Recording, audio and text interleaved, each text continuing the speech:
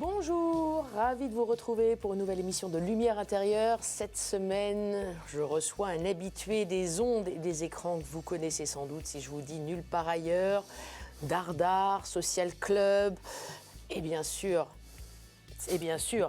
ce soir où, jamais vous l'avez reconnu, Frédéric Tadei, notre invité. Bonjour Frédéric Tadei. Bonjour. J'allais dire cher confrère, mais pas vraiment, puisque vous n'avez pas la carte de presse. Ah non, jamais. Toujours pas? Non, je ne veux pas de carte de quoi que ce soit. Vous n'êtes pas encarté? Non, pour moi, les seules cartes qui comptent, c'est les cartes géographiques. Ah, oui. Intéressant, on en parlait justement, juste avant l'émission, avec ce petit globe terrestre. Il me fascine, moi. Qu'est-ce qui vous fascine, le globe? Le globe. Remarquez, le sablier, c'est pas mal aussi. C'est un peu l'histoire et la géographie, vous voyez. Et c'est Laisse passer le temps. C'est mes mystiques à moi, l'histoire et la géographie. Ça tombe bien, on va en parler ici. Si vous voulez. On va peut-être commencer par le temps d'ailleurs, puisque c'est dans la chronologie de cette émission et dans votre chronologie actuelle, on va parler des âges. Oui. Des âges, et dans cette collection Birthday Books en bon français, une collection chez Grasset, qui vient de paraître, 15 livres de 15 à 50 ans. Si vous faites le compte n'y est pas, il manque des âges. Oui, ils vont sortir. Ils sont prêts. Ils sont prêts. Alors justement, pourquoi pas ces âges-là? On va peut-être en parler. Donc une collection, comme son nom l'indique, qui imprime les anniversaires à offrir. C'est une bonne idée de cadeau pour tel ou tel anniversaire. Alors je donne le pitch, c'est tout ce que les gens célèbres ont fait ou pas à toutes les époques, dans tous les domaines de votre âge. Donc c'est effectivement, ça raconte un petit peu suivant les âges. Alors par exemple, là, nous avons 27 et 37 ans. Par exemple, on apprend qu'à 27 ans, Yuri Gagarin vole dans l'espace, par exemple. On apprend aussi que Roberto Saviano est condamné à mort par la mafia. On apprend encore qu'Alain Ducasse, à l'âge de 27 ans, est le seul survivant d'un crash d'avion. Ouais. Ça, c'est parmi les exemples. Mais vous en avez peut-être d'autres. Sur 37, d'ailleurs, il y en a pas mal aussi. Dans 37, c'est un âge. Mais tous les âges sont passionnants. La mort d'Arthur Rimbaud, à 37 ans. Et tous les âges sont passionnants. Et en fait, l'idée de ces livres m'est venue en m'apercevant que la segmentation par âge n'existe pas. On n'arrête pas de nous dire, en telle année, un tel a fait ça. Mais on ne nous dit jamais à quel âge. Or, il me semble que l'âge est quelque chose qu'on n'a pas fini d'explorer. Et ça, c'est un début. J'espère que je suis en train de lancer une vogue pour les études de l'âge. L'âge, c'est ce que je dis dans la préface, c'est un quartier de la vie qu'on habite tous ensemble, même si ce n'est pas au même moment. Je crois à une fraternité sidérale entre tous les gens qui ont 27 ans. Et vous et moi, on n'a pas eu 27 ans au même moment, mais quelque part, on a quelque chose en commun à travers ces 27 ans. Et c'est ce que racontent ces livres. En fait, c'est des catalogues d'expériences vécues. Vous savez que plus personne ne pourra vous dire que ce n'est pas de votre âge. Alors là, c'est 27 ans, 37 ans. Parfois, on vous dit encore. C'est plus de votre âge. C'est vrai que c'est très joliment dit, vous l'avez dit. L'âge est un quartier de la vie, c'est vraiment très joli, qu'on habite tous, mais pas au même moment. Voilà. Et oui, on vous dit, c'est pas de ton âge, c'est pas de votre âge, c'est plus de votre âge, etc., etc. Ben si, quand vous voyez ça, quand vous lisez les birthday books, vous apercevez que c'est tout le temps de votre âge. Et que chaque âge, en fait, crée des opportunités et qu'on saisit ou pas. On peut réussir ce qu'on a entrepris ou pas. On peut s'en remettre ou pas, etc., etc., etc. C'est le cas des 27 ans. Il y a le groupe des 27. Il y a le club des 27. Le club des 27, alors oui, parce qui est plutôt dramatique. Aussi. Il y a des morts aussi à 27 ans. Et à 27 ans, c'est vrai qu'il y a une ribambelle de musiciens qui meurent les uns après les autres. Et c'est très tardivement qu'on va appeler ça le club des 27. Parce que du temps où le bluesman Robert Johnson ou Janis Joplin, Jimi Hendrix, Brian Jones meurent à 27 ans, on ne fait pas le lien. On finira par faire le lien au moment où ils seront rejoints par le chanteur de Nirvana. De Nirvana, exactement. Kurt Cobain ensuite, et bien sûr Amy Winehouse. Voilà. Et là, on se dit, alors là, vraiment. Oui, il y a quelque chose. Mais il y a aussi de 27. des très grands peintres qui sont morts à 27 ans. Masaccio, que j'adore, par exemple. Et puis, il y en a plein d'autres. Et oui, il y a les morts, et puis il y a les vivants. Et il y a les vivants, bien sûr, surtout. Mais c'est... C'est vous qui avez proposé ça à Grasset ? Ah oui, c'est une histoire, c'est une idée qui a germé dans mon esprit à un moment. J'ai commencé à travailler dessus pour voir ce que ça donnait. Je me suis aperçu que j'étais très surpris surpris de découvrir quel âge ont les gens quand ils font les choses. Lee Harvey Oswald, on sait tous qu'en 1963, après avoir assassiné Kennedy, quoique certains disent que ce n'était pas lui, mais enfin bon, puis avoir été tué par Jack Ruby, on sait tous la date, 11 novembre 63, on sait tout ça. On ne sait pas quel âge il a. Ben, il a 24 ans. Il a 24 ans. 24 ans, c'est très jeune. Gavrilo Princip, qui assassine l'archiduc François Ferdinand à Sarajevo en 1914, on le connaît tous, mais on ne sait pas qu'il a 19 ans. 19 ans, ouais. C'est un garçon de 19 ans qui a déclenché la Première Guerre mondiale, vous voyez, etc., etc. Et ça va de... C'est aussi, vous avez... c'est fascinant de voir, par exemple, que tout le monde connaît le bain turc, très beau tableau d'Ingres, extrêmement érotique. Célèbre aussi pour ça, c'est un homme de 79 ans qui a peint ça. Ah, ça, vous n'y êtes pas encore. C'est pas encore sorti. Là, il n'y sera pas. Je pense que j'arriverai pas. Il n'y a pas assez de documentation. Parce que là, on a de 15 à 50 et ça va se prolonger jusqu'à quel âge ? Je pense que ça peut... Non, là, ça va être 15 à 50 pour les 15 premiers, mais ils sont près de 15 à 54. Mais on peut aller jusqu'à 60 et même au-delà. Même au-delà. Mais 79 ans, c'est plus difficile à remplir. Peut-être qu'on fera, si vraiment il y a une grosse demande, on fera peut-être un livre avec toute la décennie des 70. Mais... Alors, comment est-ce que vous avez procédé, justement ? Parce que c'est vrai qu'on apprend un tas de choses. Mais déjà, je crois que cette collection n'aurait jamais pu voir le jour avant Internet. Parce qu'Internet vous permet d'avoir accès à une documentation considérable, et bien entendu, à toutes les bibliothèques, à tout. Donc, vous pouvez vérifier. Parce que le problème, c'est comme la segmentation par âge n'existe pas, vous partez de rien. Justement. Si vous tapez 25 ans sur Internet, vous n'aurez rien. Vous voyez, si vous tapez 1961, vous aurez plein de choses, mais 25 ans, vous n'avez rien. Et donc, il faut partir de ça. Vous partez de la vie de tous les gens qui vous intéressent. Oui, c'est ça, c'est ce que je suis en train de dire. Et puis, vous l'explorez année par année, Oui, en calculant bien, en fonction de sa vraie date d'anniversaire, et pas simplement en faisant une petite soustraction, l'année où c'est arrivé, moins la date de naissance. Vous voyez, il faut vraiment regarder très précisément. Et là, vous avez beaucoup de surprises. Comment ? Alors, vous disiez justement, j'ai choisi les personnages qui me plaisaient. Oh, pas seulement, après, pas seulement. Ça c'est le tout début. Mais justement, après, au tout début, vous avez lesquels vous ont inspiré en Je me souviens que j'ai commencé par, je crois, Napoléon, Brigitte Bardot, Hitchcock, Charlie Chaplin. Sur quel âge phare ? Et juste pour voir si ça donnait quelque chose d'intéressant. Voilà. Et si on était surpris. Et j'ai été surpris, et donc c'était intéressant. Et ensuite j'ai continué. Et puis après, ça devient un vrai travail, au sens où c'est certain que les gens qui ont 15 ans, par exemple, ils ont des vedettes qui sont les leurs. Et vous avez intérêt à savoir lesquels c'est, même si vous ne les connaissez pas. Et donc, il faut qu'ils les retrouvent dans le livre des 15 ans. Vous ne pouvez pas leur asséner les vedettes, uniquement les vedettes de leurs grands-parents. Vous voyez, il faut qu'il y ait les leurs. Donc, ça demande un vrai travail aussi, de savoir lesquels. Alors, 15 ans, qu'est-ce qu'on trouve ? Et non, mais j'étais surpris aussi. Et puis vous apercevez aussi que les références d'âge, d'ailleurs, ne sont pas les mêmes. Il n'arrive pas la même chose aux gens de 15 ans à la Renaissance qu'aux gens de 15 ans aujourd'hui. Et ça aussi, c'est très intéressant. Pour les gens de 15 ans aujourd'hui, de voir ce que faisaient leurs ancêtres au même âge. Qui étaient déjà souvent émancipés. Ils allaient moins à l'école. Ils allaient moins à l'école, mais parfois ils étaient déjà plus dans la... Oui, mais parfois ils montaient sur le trône. Dans la vie d'adulte. Comment ? Parfois ils montaient sur le trône. Eh oui. Eh oui. Eh oui. C'est autre chose. Vous apercevez aussi que beaucoup de femmes ont gouverné la France. Quelque chose qu'on ignore, parce qu'on nous fait croire qu'à part Édith Cresson et Elisabeth Borne, aucune femme n'a gouverné la France. Je peux vous dire qu'il y a des tas de femmes qui ont gouverné la France et qui ont vraiment gouverné la France. Il n'y avait personne au-dessus d'elles. Et elles l'ont fait pendant beaucoup plus longtemps et souvent beaucoup plus jeunes.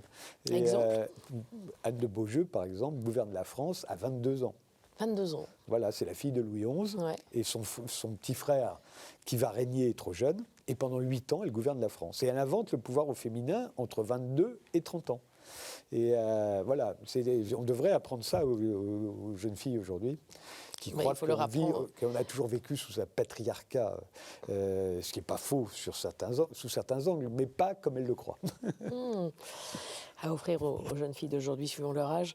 Alors, c'est vrai qu'il y a des trous dans la chronologie. On parle de 15 livres. Pourquoi est-ce qu'il y en a certains J'ai pris les livres. D'abord, j'ai commencé par les 15 à 20 ans parce que c'est l'âge où on fête le plus son anniversaire et que c'est avant tout un cadeau d'anniversaire. Moi, je pense que c'est tellement bien qu'on va se l'acheter pour soi-même. On n'attendra pas qu'on vous l'offre. Mais bon, ça, je rêve peut-être. Ça veut dire que tous les ans, on peut en acheter un. Parce que tous les ans, on passe à... Évidemment. C'est lucratif, hein, c'est un bon filon. Oui, enfin, c'est surtout très amusant. Moi, je rêve d'avoir les premiers échos des premiers lecteurs, ceux qui vont l'avoir et s'ils peuvent me dire s'ils trouvent ça bien ou pas, je serais content. Enfin bon, de 15 à 20 ans. Ouais. Ensuite, j'ai 25 ans toutes les années, 25, 30, 35, 40, 45, 50. Et puis 33 ans, parce que c'est l'âge du Christ. Et que je voulais écrire à 33 ans, Jésus-Christ est crucifié et il ressuscite 3 jours plus tard. Vous l'avez écrit. Je l'ai écrit.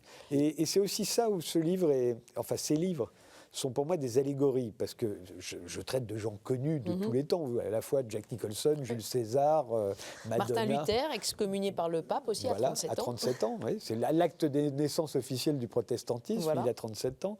Mais tout ça, ce sont des allégories. Quel que soit votre métier, votre destin aujourd'hui, vous allez vous reconnaître. Alors, soit en Jack Nicholson, soit en Martin Luther, parce qu'à un moment, vous allez vous révolter contre une institution et en payer le prix, et aussi créer la sensation de créer quelque chose de totalement inédit, etc., etc. Voilà, c'est pas seulement des anecdotes historiques, c'est aussi un moyen de se reconnaître, un peu comme dans les saints du Moyen-Âge. Vous voyez, pourquoi on aimait les saints au Moyen-Âge? Parce que c'était les stars de l'époque. On se reconnaissait en elles. Absolument. Est-ce que vous avez une affection particulière pour une année? Non. Non. Non, je trouve ce que je vous disais, tous les âges. Les années rondes. Tous les âges. Non. Tous les âges sont passionnants. Tous les âges, et on est toujours à la croisée des chemins. C'est ça qui est intéressant. C'est de se dire que rien n'est jamais joué. Vous avez des gens qui, tout à coup, se découvrent, ou se réalisent, plus exactement, à 40 ans. Paul Gauguin se met à peindre comme Paul Gauguin à 40 ans. Avant, c'est un petit peintre impressionniste sans grand intérêt. Enfin, d'abord, avant, c'est un trader à la bourse. C'est un golden boy, on dirait aujourd'hui, un type qui gagne beaucoup d'argent, qui en dépense énormément, et puis qui fait de la peinture en amateur. Et puis finalement, il y a le crash de l'Union Générale. Il n'a plus de boulot, il dit je vais réussir dans la peinture. Et malheureusement, il ne réussira pas. Mais d'abord, il va trouver son style à 40 ans. Louis de Funès. C'est ce que j'allais dire, Louis de Funès, tout le monde le sait. C'est 50 ans. C'est 50 ans exactement. 50 ans, en 4 mois, il fait 3 films qui vont le propulser en tête du box-office. Alors qu'il était pianiste de jazz. Non, alors là, il n'était plus depuis un moment, mais il jouait dans des petites séries Z que tout le monde a oubliées. Et là, tout à coup, en 4 mois, il fait le Gendarme de Saint-Tropez, Fin Thomas et le Cornio. Il explose. Oui, c'est incroyable. Peut-être une affection pour l'âge 38 ans 38 ans, il n'est pas Personnellement encore... Non. Il n'est pas sorti encore? Non, il n'est pas sorti encore, mais je n'ai pas 38 ans, vous savez, j'ai plus. Ah 38 ans, parce que c'est l'âge auquel vous avez eu votre fils. Ah oui, c'est vrai, 38 ans, pour ce sens. Ah oui, vous avez raison. 38 ans, c'est vrai, je ne l'ai pas mis, parce que je me suis mis dans un certain nombre, mais parce que je trouvais ça amusant, mais je n'ai pas mis ça, je n'ai pas mis la vie intime. Mais c'est vrai que... mais à la limite, ce serait plus 24 ans, parce qu'il se trouve qu'il a 24 ans aujourd'hui. Et donc, comme ça vous permet de calculer combien j'ai. Et il n'y est pas, le 24 ans, il sera dans la prochaine série. Ça sera pour l'instant, il est le 25. Il s'entraîne pour la prochaine année. Je vous propose de passer à la deuxième partie de notre émission. C'est la partie où je m'éclipse et je vous propose, pas 4 nombres, mais 4 mots. À tout de suite, Frédéric Taddeï.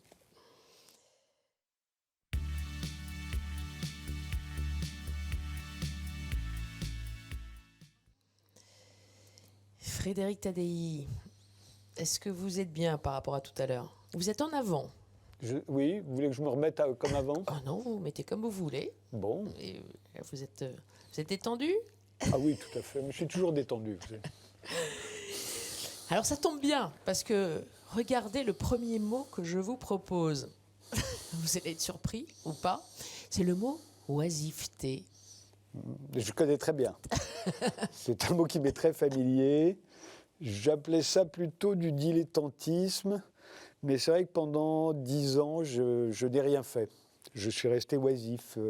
À l'âge où les autres font des études ou commencent à travailler, moi je ne faisais rien. Et ça ne m'a pas empêché de lire beaucoup de livres, de m'intéresser à beaucoup de choses et au fond de faire mes études à moi. Mais certains... alors je me souviens que le père d'un de mes amis m'avait surnommé Dandy Laitante. J'aimais bien, mais d'autres devaient dire dans mon dos que j'étais un sale oisif. J'en foutre. Racontez-nous un peu, parce que c'est quand même original. Votre père est d'origine italienne, votre mère est lorraine d'origine. Ouais. Et vous avez votre bac. Oui. Et effectivement, ce que vous dites, ensuite 10 ans de vacances. De dilettantisme avec différentes premières années de fac démarrées. Ouais. En droit, en histoire, en sémiologie même, je crois. Oui, donc je les ai toutes faites. On avait le droit de faire que 3 premières années de fac, j'ai réussi à en faire 6. Mais en fait, je ne les faisais pas, je m'inscrivais et puis je ne passais pas d'examen. Je n'ai jamais passé un examen à la fac. Et donc je n'avais pas l'intention de faire des études. C'était purement protocolaire, ou du moins pour avoir la sécurité sociale, si vous voulez. Et puis à 25 ans, j'ai plus la sécurité sociale d'ailleurs. Et voilà, je ne l'ai retrouvé qu'à 29 ans, 30 ans, quand j'ai commencé à travailler. Vraiment. Mais qu'est-ce que vous cherchiez dans ces déambulations universitaires ? Je cherchais au fond à ne pas pouvoir reculer. J'avais décidé que j'aurais une vie particulière. Au début, je pensais que je serais un grand écrivain. Et puis après, je me suis rendu compte qu'à 25 ans, je savais que je ne serais pas un grand écrivain. Donc j'ai renoncé à la littérature. Parce que bon, tout le monde peut écrire un livre, mais tout le monde peut être artiste. Mais l'important, c'est d'être un grand artiste. Et donc, sachant que je ne serais pas un grand écrivain, j'ai renoncé. Mais au fond, je ne pouvais plus reculer, si vous voulez. Comme je n'avais pas de diplôme, que je n'avais aucune expérience professionnelle, je ne pouvais pas tout à coup bifurquer vers un métier normal. Vous voyez, j'étais obligé de continuer. Et au fond, j'ai continué jusqu'à ce qu'à 29 ans, je crée mon propre journal et que je distribue très bien dans la presse pour qu'ensuite on m'appelle et on me propose du travail. Ce qui s'est produit en fait après ma carrière, si on peut dire, ça a été 8 ou 9 coups de fil qu'on m'a passés. Moi, à chaque fois que je téléphonais, il ne se passait rien. C'est quand il fallait que j'attende que les autres m'appellent. Et ensuite, ça a été Actuel, notamment. Donc Actuel, le magazine très branché de l'époque. Ensuite, je suis descendu à Radio Nova parce que c'était l'étage en dessous. Et puis là, j'ai reçu un coup de téléphone de Canal+, j'ai commencé la télé. Et puis voilà, un jour, j'ai reçu un coup de téléphone pour faire Paris Dernière, sur Paris Première.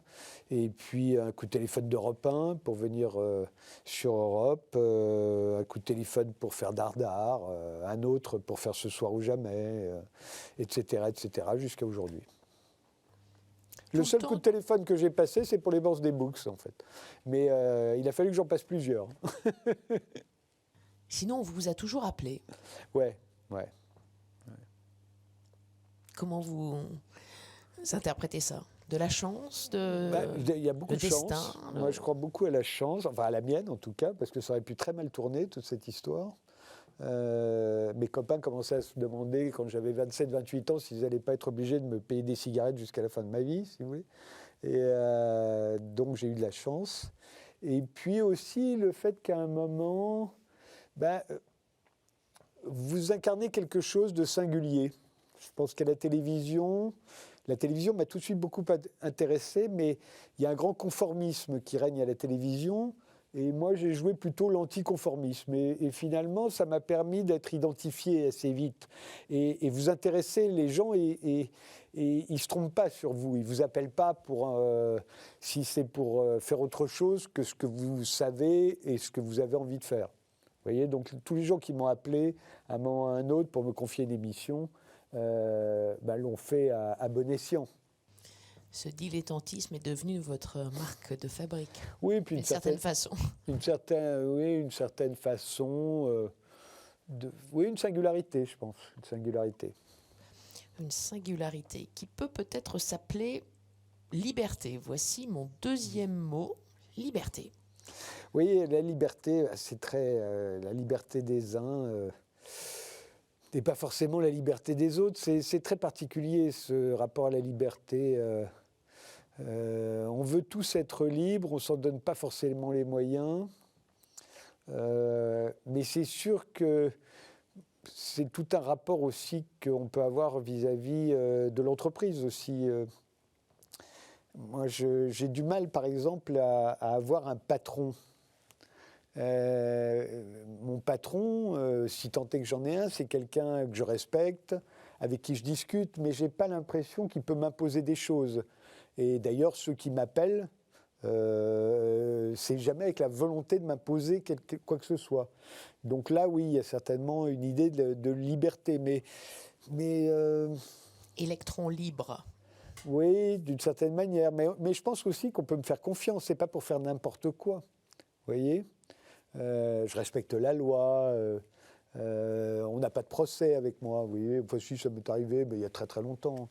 Mais c'était tout petit. Mais sinon, j'ai jamais eu de problème avec la justice. J'ai pas de problème. Voilà, j'ai une déontologie assez claire. Et je la respecte toujours. Donc, à partir du moment où on l'admet, il n'y a jamais de problème. J'ai jamais eu de problème, en fait, avec les chaînes avec lesquelles j'ai travaillé. Liberté, on pense aussi à la liberté de la presse, liberté de penser, liberté de tout dire ou pas. Il y a des lois en France sur ce sujet. On peut en discuter. Je m'y suis toujours tenu. Voilà. Et c'est vrai que la liberté d'expression en France est assez réduite, on ne va pas se mentir, il y a des tas de choses qu'on ne peut pas dire. Mais bon, on y est habitué, c'est pour les Américains, pour les Anglo-Saxons, mais surtout pour les Américains, c'est assez choquant. Mais nous, au fond, philosophiquement, on a résolu le problème de cette manière-là. Voilà.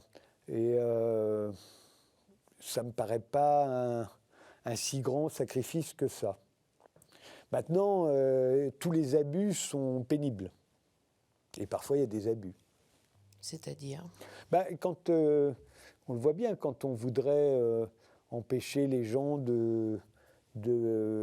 quand on voudrait leur imposer une vision du monde, quand on voudrait leur interdire certaines paroles, sous prétexte qu'elles peuvent être blessantes. C'est des choses très particulières qui ont beaucoup de mal, qui posent beaucoup de difficultés aux Français. C'est bizarre, hein, puisque les Anglo-Saxons, qui par ailleurs, eux, sacralisent la liberté d'expression, s'accommodent beaucoup plus facilement d'un certain nombre d'impératifs liés aux minorités, par exemple, à la diversité. Et les Français ont beaucoup plus de mal. Et ça leur paraît tout à coup assez vain. Tout à coup, on a l'impression qu'on ne peut plus rien dire, qu'on ne peut plus rire de tout, etc., etc. Et ça, c'est des vrais problèmes d'aujourd'hui, qui sont intéressants d'ailleurs, qui se posent plus aux gens de ma génération, par exemple, parce qu'on a vécu différemment, naguère encore, qu'à la génération de mon fils, pour qui ça paraît assez normal. Cette liberté, vous en jouez quand même beaucoup, vous en avez beaucoup joué dans votre façon d'exercer votre métier, dans vos émissions, la liberté de vos choix éditoriaux, du débat, des personnalités que vous avez invitées jusqu'à créer parfois la controverse. Vous êtes libre. Oui, bien sûr. Plus libre que beaucoup d'autres en France. Non, je crois que tout le monde est libre si tant est qu'il a envie de l'être. Chez moi, ça fait presque partie de ma carte de visite. Donc, quand on m'appelle pour me proposer quelque chose, on sait que ce sera comme ça. Mais je pense que la plupart des gens sont libres, mais ils ne veulent pas trop... vous savez, la Boétie a écrit de la servitude volontaire. Et c'est vrai que c'est un trait commun à la plupart d'entre nous, et à moi aussi d'ailleurs, dans d'autres domaines. Il avait 18 ans d'ailleurs, la Boétie, quand il a écrit ça, vous vous rendez compte ? 18 ans. À retrouver dans votre livre. 18 ans. Donc plutôt libertaire ou libre ? Les deux. Je suis à la fois tout et rien, moi, vous savez. J'ai beaucoup de mal à me définir. J'ai essayé de me débarrasser de toutes mes opinions, tous mes préjugés. C'est pas facile. Il y a une grande envie de jouir du présent, de tout ce qu'offre la vie comme possibilité. Si je devais avoir une devise, c'est la vie est belle pour ceux qui n'en ont pas peur. Et donc, c'est plus ça qui m'intéresse en fait. Alors on peut appeler ça la transcendance, on peut appeler ça tout ce que vous voulez, mais pas tellement les opinions. Les opinions, je m'en fous. Les opinions qui façonnent la presse française Entre versus la presse anglo-saxonne dont vous parliez, qui s'intéresse aux faits. C'est intéressant ce que vous dites sur la vie qui ne vous fait pas peur. Vous n'avez pas peur de la vie, dans la vie ? Mais j'ai peur de... Enfin, j'ai peur... J'ai peur si je suis sur une montagne et qu'il y a une tempête. Vous voyez, là j'ai peur comme tout le monde. J'ai peur dans des situations de peur physique comme tout le monde. Mais j'ai pas peur intellectuellement. Non, j'ai pas peur de la fin du monde. J'ai pas peur de tout ça. J'ai pas peur du Covid. J'ai pas peur de la guerre. J'ai pas peur de tout ça. Vous voyez. Mais j'en fais pas une prophétie non plus. Hein. C'est entre moi et moi, tout simplement. Et vous aimez le risque, d'une certaine façon ? Oui, mais pas au point d'aller me jeter dans le vide avec un élastique. Quoique avec un élastique, il n'y a pas de risque. Mais c'est pas le risque physique qui m'intéresse. J'aime bien l'audace intellectuelle. Oui, j'aime bien les explorateurs, mais ceux qui découvrent des mondes ou qui s'enfoncent dans la jungle, ou ceux qui s'enfoncent philosophiquement dans des univers encore peu explorés. Tout ça, ça m'intéresse beaucoup. Comme quand vous avez exploré la chaîne RT. Oui, par exemple. Today. Voilà. Enfin, j'avais plus l'impression de coloniser un pays étranger, si vous voulez. Et puisque RT, c'était la chaîne extérieure russe. Et j'ai fait une émission là-bas que j'aimais beaucoup, d'ailleurs, Interdit d'interdire. Vous voyez, Interdit d'interdire, que j'ai fait pendant 2 ans et demi, 3 ans, je crois. Et puis j'ai démissionné juste avant la guerre en Ukraine parce que j'étais sûr que Vladimir Poutine allait envahir l'Ukraine. Et à partir du moment où Poutine envahissait l'Ukraine, forcément la France se retrouvait dans l'autre camp et il n'était plus possible pour moi de continuer à faire cette émission sur une chaîne russe. Mais j'ai gardé d'excellents souvenirs de cette aventure. Mais bon, c'était qu'il n'y avait que des Français, hein, à part la présidente de la chaîne, Ksenia Fedorova, les autres étaient Français. Donc j'avais plus l'impression de coloniser oui, voilà, un univers étranger au départ, d'être sur une espèce de comptoir, vous voyez, comme dans une concession. En tout cas, vous avez osé. Ah oui, je suis très transgressif, voilà. Si c'est ça que vous voulez dire. Transgressif. Oui. Je suis transgressif. Dès l'instant où ma profession, les gens de mon milieu me disent qu'il ne faut pas faire ça, que ça ne se fait pas, que ce n'est pas bien, que c'est vilain, etc., je suis tenté.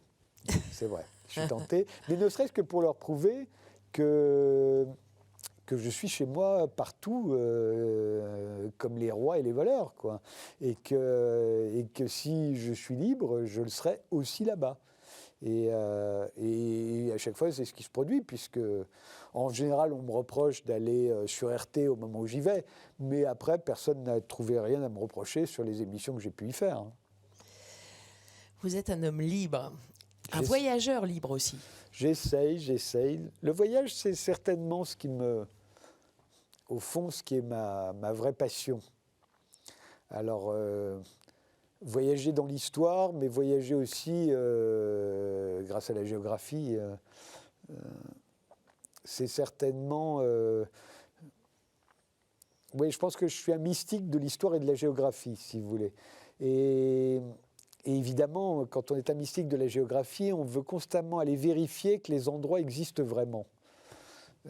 J'ai passé toute mon enfance à rêver de Hong Kong. Mon père était allé à Hong Kong, j'étais petit à l'époque, et il m'avait rapporté un livre passionnant qui s'appelait « Hong Kong through the Looking Glass ». Et je restais des heures sur ce livre, et un des premiers grands voyages que j'ai fait, ça a été à Hong Kong, d'aller enfin voir Hong Kong. Et depuis, j'ai fait à peu près le tour du monde pour aller vérifier que les endroits existent vraiment. Et c'est très mystique chez moi, ces moments-là. Si je pouvais, je ferais la même chose avec l'histoire. C'est-à-dire que si je pouvais voyager dans le temps, je sais où j'irais. Vous voyez, Où ça ? Le premier, j'irais dans les tranchées en 14. Enfin, en 14, il n'y avait pas encore tout à fait les tranchées, mais très vite, quand on les creuse, j'aurais voulu être là, j'aurais voulu voir ça. Pas longtemps. C'est vrai que vous n'avez pas peur. Oui, mais pas vous longtemps. Affrontez. Hein. Voilà, à mon avis, j'aurais certainement eu peur une fois que je m'y serais retrouvé. Mais oui, j'ai envie d'aller là, de voir ça. Pour moi, ça, c'est très mystique, ça. Et parmi les pays visités, lequel vous a le plus marqué ? Si vous voulez, enfin, tous les gens qui sont allés à New York savent ça. Au moment où vous allez à New York, tout à coup, vous êtes submergé par les images que vous avez déjà reçues de New York à travers des centaines de films ou de séries télévisées. New York avant ou après Hong Kong ? Et je me souviens plus. New York, c'était juste après, je crois. Et tout à coup, vous êtes à New York et voilà, vous êtes submergé par toutes ces idées. Mais en même temps, vous savez que vous êtes... c'est votre New York à vous que vous êtes en train de découvrir. Vous savez, il y a toute cette polémique autour de Christophe Colomb. On dit qu'il a découvert l'Amérique, mais il y a des millions de gens qui l'habitaient depuis des millions d'années. Oui, c'est vrai, mais de même que si je vous dis, cet été, j'ai découvert un village extraordinaire, il y a des tas de gens qui connaissaient ce village avant moi, mais moi, j'ai eu l'impression de le découvrir. Et c'est ma découverte qui compte, à mes yeux. Pas aux autres, mais à mes yeux.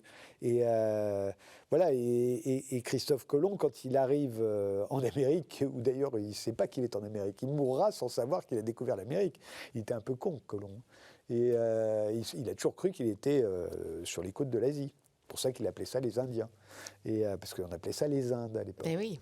Mais bon, il est là en notre nom à tous. Je parle des Occidentaux. Enfin des Européens plus exactement à l'époque. Et bon, c'est pareil, le voyage, vous découvrez votre New York à vous, comme j'ai découvert mon Hong Kong à moi, bien que j'avais tout à coup dans les yeux tout ce qu'on avait pu me dire et me montrer de Hong Kong ou de New York avant cela. Pas de déception ? On n'est jamais déçu en voyage, non. Moi, je ne suis jamais déçu. On peut voyager vite aussi, c'est-à-dire que je pense parfois j'ai passé 3 jours dans une ville et j'avais l'impression de la connaître entièrement, ou plutôt je dirais qu'un rayon de connaissance suffit. Les villes, on les traverse, mais ce sont elles qui vous traversent aussi. Et les pays, c'est la même chose. Après, est-ce qu'on connaît vraiment une ville ou un pays ? Vous savez, je suis né à Paris, j'ai fait une émission qui s'appelait Paris Dernière, donc j'ai vu Paris... comme peu de gens ont vu Paris, parce que j'ai pu aller dans des tas d'endroits auxquels personne ne peut accéder. Et est-ce que pour autant, je peux dire que je connais cette ville par cœur ? Non, la ville d'aujourd'hui, d'ailleurs, Paris, je la connais mal. Je ne sors plus le soir comme je sortais à l'époque. Et donc, je ne connais plus, par exemple, Paris la nuit aujourd'hui. Donc, on ne connaît jamais vraiment ni une ville, ni un pays. Donc, au fond, en 3 jours, on en a une connaissance intime qui est comparable à celle qu'on peut avoir en y restant 3 ans ou 30 ans. Allez, on va continuer sur la thématique mystique que vous évoquiez tout à l'heure, concernant le voyage, la liberté. 3e mot, conversion. Eh oui. La conversion. Vous êtes sur KTO. C'est typiquement les birthday books, si vous voulez. C'est-à-dire que tout à coup, je me suis rendu compte en travaillant sur les birthday books qu'il y avait eu un certain nombre de conversions célèbres Et on n'a aucune idée de quel âge ça s'est passé. Par exemple, on connaît tous l'histoire, enfin tous ceux qui s'intéressent un peu à la littérature, de Paul Claudel, qui se rend à la messe à Notre-Dame, un peu par goût de l'excitation, il veut être écrivain. Et puis tout à coup, il est là, il y a le Magnificat qui s'élève, et tout à coup, il croit en Dieu. On a tous entendu parler de cette histoire, on n'a aucune idée de l'âge auquel Claudel a eu cette conversion. Et ben, j'ai trouvé c'est 18 ans. Vous voyez, et personne n'imagine que ça s'est passé aussitôt. On croit tous que c'est plus tard. Et la conversion de Claudel, elle est très intéressante. Mais vous en avez beaucoup moins connu, mais que je trouve passionnante. Tony Blair, par exemple, s'est converti au catholicisme à 54 ans. Il a attendu de ne plus être Premier ministre pour se convertir au catholicisme. Alors évidemment, il était anglais, Premier ministre, l'Église anglicane, mais en fait, c'était un catholique qui gouvernait l'Angleterre à ce moment-là, vous voyez. Et puis il a attendu, évidemment, avec beaucoup de délicatesse, de ne plus être Premier ministre pour se convertir. Et voilà, tout ça, c'est ces moments-là. Ignace de Loyola, par exemple, c'est un soldat. Et puis il est blessé. Et pendant qu'il est blessé, il a 30 ans, il lit Une vie du Christ. Il se convertit. Et il va commencer à vivre en ermite, selon les préceptes de saint François d'Assise, et puis il finira par créer l'ordre des Jésuites. Mais voilà, ça arrive à 30 ans. Et pour moi, c'est pas n'importe quoi. C'est la conversion de Loyola à 30 ans n'est pas celle de Claudel à 18 ans. Vous voyez, et je pourrais vous donner beaucoup d'exemples. C'est Alexandra David-Néel, qui sera la première femme, vous savez, à entrer à Lhasa, la ville interdite, la capitale. Exploratrice, oui. Voilà, la capitale du Tibet. Elle s'est convertie au bouddhisme à 18 ans. À une époque où ce n'était pas la mode en plus. Hein. Mais au moment où elle se convertit au bouddhisme à 18 ans, elle ne sait pas qu'en fait ça va lui ouvrir la porte du Tibet. Parce qu'évidemment, quand elle va arriver dans cette région et que les Tibétains ne pouvaient même pas concevoir qu'une occidentale puisse pratiquer le bouddhisme, encore moins qu'elle s'était convertie à 18 ans. Mais devant ce fait qui leur semblait totalement hallucinant, au sens littéral du terme, ils lui ont quand même ouvert les portes, vous voyez, etc., etc. Oui, tout ça, ça m'intéresse beaucoup. Ça m'intéresse là, sa transverbération, c'est 45 ans. Vous voyez, le même âge auquel l'écrivain Philippe Cadic a sa, comment il appelle ça, son invasion divine. Et quelqu'un de beaucoup plus célèbre, mais on a tous oublié que Bob Dylan a 37 ans, vous voyez, c'est dans ce livre-là, Bob Dylan voit apparaître le Christ dans sa chambre d'hôtel. Et il devient born again, comme disent les Américains. Et il va faire d'ailleurs 2 albums de chansons purement religieuses. Hein. Et puis il va arrêter parce que ça ne marche pas du tout. Mais ce serait intéressant de savoir s'il est revenu sur sa conversion ou pas. Je ne crois pas. Et vous, la conversion ? Moi, la conversion, je me convertis...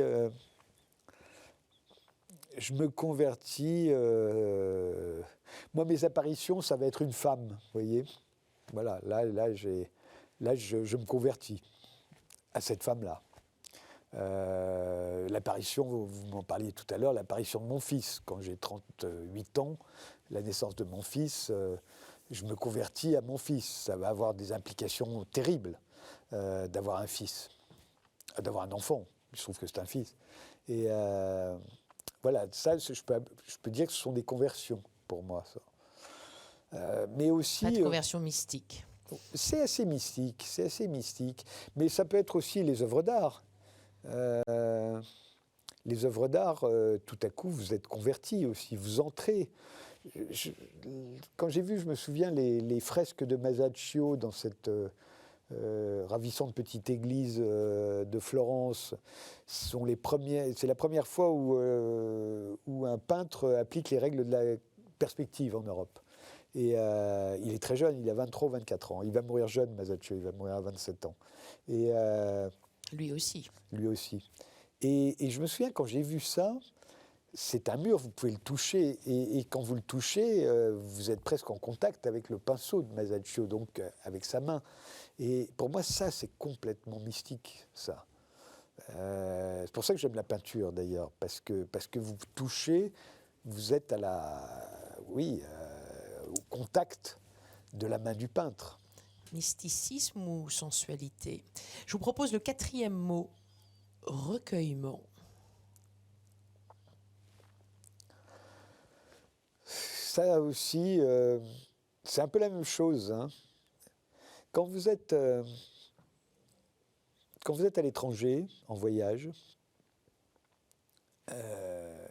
vous arrivez quelque part que vous ne connaissez pas, et en même temps, comme je vous le disais, vous avez énormément de souvenirs de cet endroit qui ne sont pas les vôtres. Vous avez lu, vous avez vu, vous avez regardé des photos, vous avez vu des films, vous connaissez l'histoire de cet endroit. Tout ça sont des souvenirs qui ne sont pas les vôtres. Et en même temps, à ce moment-là, vous êtes totalement traversé par l'endroit où vous êtes.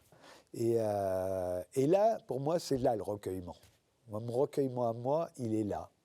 Et un peu comme on se recueille au souvenir de quelqu'un. Je me recueille au souvenir de quelqu'un et en même temps, le souvenir de cette personne va continuer de m'habiter pour le reste de mon existence. Et c'est la même chose avec les lieux. Je vous disais tout à l'heure que j'étais un mystique de l'histoire et de la géographie. Là, les deux fleuves se rejoignent, si vous voulez. Et chez moi, ça crée du recueillement. on peut le dire comme ça. Mais je suis très, très habité à ce moment-là, et par l'histoire et par la géographie. Est-ce que vous êtes habité par la religion, la spiritualité? Non, on ne peut pas le dire comme ça, parce que je ne crois pas en Dieu. Je n'ai pas été éduqué non plus pour y croire. Et donc je n'y crois pas, mais en même temps, comme je vous l'ai dit, je me suis débarrassé de toutes mes opinions. Donc j'aime bien penser que je me trompe, vous voyez, et que Dieu me surprendra. Voilà. Il m'est arrivé, comme tout le monde, de l'invoquer dans des situations que je croyais désespérées. Et en fait, de façon assez ingrate, après l'avoir imploré, ou en tout cas avoir demandé ses services, j'ai eu tôt fait d'oublier ensuite que c'était peut-être lui qui m'avait sauvé, après tout. Mais non, pour être tout à fait sincère, je ne crois pas en Dieu, mais je crois dans tout ce qu'il y a autour. Je crois dans les vitraux, je crois dans la musique sacrée, je crois dans la peinture religieuse. Quand je suis à Istanbul, je vais dans les mosquées de Sinan, c'était le grand architecte du temps de Soliman le Magnifique, la Souleymaniye par exemple, qui est la mosquée la plus belle du monde. Mais toutes les mosquées de Sinan sont magnifiques. Je me sens totalement musulman, comme je me sens totalement chrétien quand je suis à Notre-Dame, et totalement juif quand je suis devant le mur des Lamentations.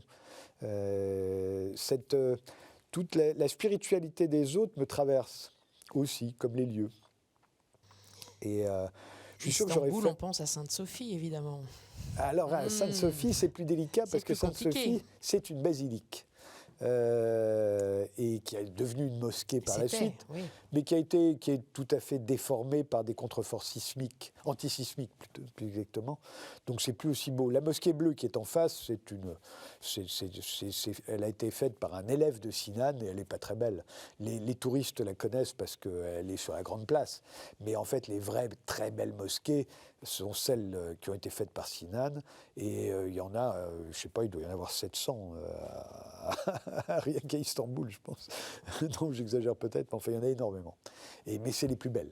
Voilà, c'est les plus belles. Mais quand vous allez à Cordoue, Cordoue qui était la capitale d'Al-Andalus, hein, l'empire arabe qui remontait jusqu'en Espagne, vous avez la Mesquita, qui était le plus grand édifice d'Europe en l'an 1000, qui est maintenant une cathédrale, un peu comme la basilique Sainte-Sophie est maintenant une mosquée. Et c'est pareil, ce sont des endroits, je trouve, très, très, très inspirants. Et là, pour moi, il y a de la spiritualité, bien entendu. Il y a du recueillement aussi. Maintenant, est-ce que ça me fait croire en Dieu? Non, je ne crois pas, mais je sens sa présence. Comme je sens sa présence en entendant de l'orgue. vous entendez de l'orgue dans une église. Quand j'étais petit, partout où on allait avec mes parents, je voulais toujours rentrer dans les églises. Et pourtant, je ne croyais pas en Dieu non plus à ce moment-là. Mais qu'est-ce qui m'attirait là-dedans ? Je pense qu'il y a une présence. Ce sont des endroits qui sont très habités. Alors, pas par Dieu, si on veut, mais aussi par tous ceux qui y ont cru. Et c'est aussi fort que si c'était habité par Dieu, à mes yeux. De sentir la foi des autres, c'est quand même quelque chose d'assez extraordinaire. J'aimerais beaucoup faire le pèlerinage à la Mecque pour ça. Vous voyez, pour sentir la foi des gens. Et pas de pèlerinage chrétien ?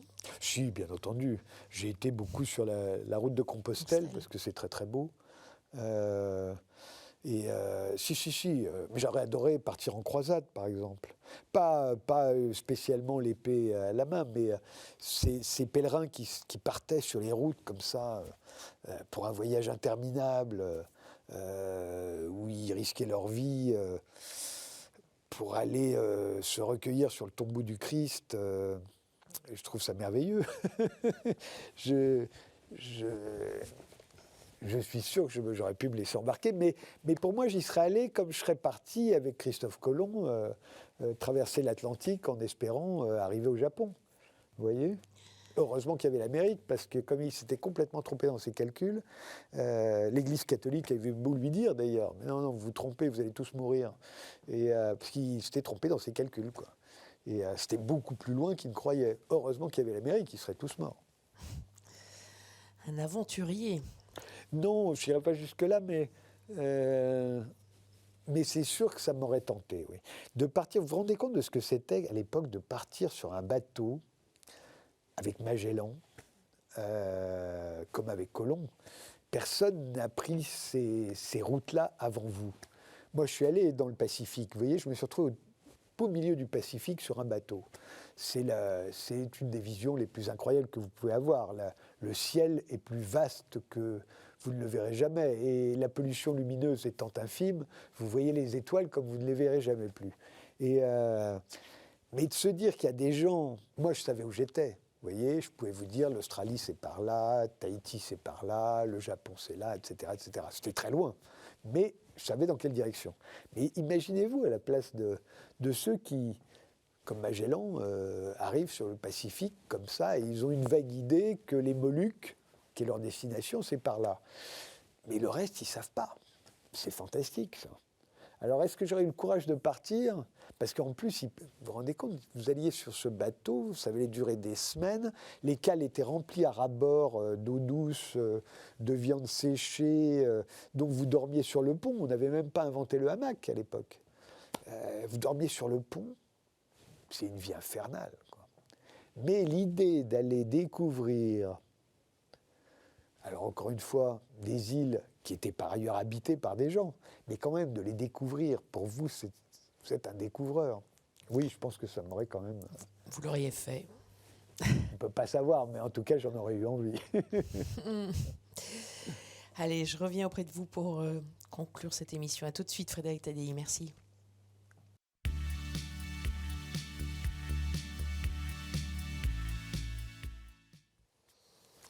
Alors, Frédéric Tadei, vous vous seriez laissé embarquer donc par Christophe Colomb, peut-être? Oh, oui. Vous savez quel âge il avait? Non. Personne ne sait. Ben si, vous le savez. Moi, je le sais, je l'ai calculé. 40 ans. Il a 40 ans. Il a 40 ans quand il part, et quand il arrive en Amérique, il a 40 ans. Tous les voyages sont spirituels. Quand vous entrez dans la forêt impénétrable, en Ouganda, pour aller voir les gorilles, je peux vous dire que c'est très spirituel. Vous voyez, c'est... oui. D'être en Afrique, au milieu des animaux sauvages, pour moi, c'est un des... Je suis hic et nunc, ici et maintenant. Oui, c'est comme d'être dans le désert aussi. Le désert, c'est très spirituel pour moi. Enfin, ça, c'est vraiment une banalité, parce que tous les Blancs, ils se sont retrouvés dans le désert, ont eu l'impression tout à coup d'avoir une révélation. Et c'est mon cas comme celui de la plupart des gens, je pense. Et le désert? Le désert. Quel désert? Pareil. Tous. Tous. Tous. Le Sahara, oui. Évidemment. Mais... Le désert qu'il y a à la péninsule arabique, quand vous allez à Dubaï par exemple, à Dubaï vous êtes dans un endroit assez fascinant parce qu'il y a les meilleurs restaurants du monde. Et puis vous êtes à 5 km du désert, oui. L'un des déserts les plus dangereux du monde. Vous voyez. Et vous allez dans le désert comme ça et c'est fascinant. Et puis à un moment, vous prenez votre téléphone portable et vous réservez une table pour le soir même chez un tel ou chez Pierre Gagnère. Vous voyez. Et c'est amusant. C'est le côté trivial. Le côté trivial du désert. Il n'y en a pas beaucoup. Le désert est plutôt... Et la vie vous maintient plutôt sur le plan tragique. Et la vie est un peu triviale ? La vie doit être triviale, oui, bien sûr. Il ne faut pas prendre... faut prendre tout au tragique et rien au sérieux. C'est bien résumé. Merci beaucoup, Frédéric Tadei. C'était un plaisir. On commence par lequel de ces livres? Je vous conseille de commencer par celui de votre âge. De votre âge. Bon, je vais commencer par 25 ans. Non, 27. Voilà. Merci beaucoup. Merci à vous. Derrière vos écrans, comme d'habitude, vous pouvez retrouver l'émission sur kto.tv.com. À la semaine prochaine.